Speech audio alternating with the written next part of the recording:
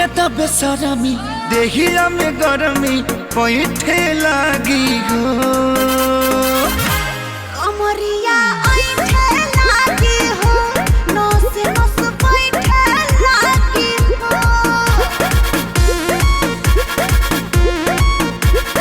बने तब बेसरमी देहिया में गरमी पैठे लागी हो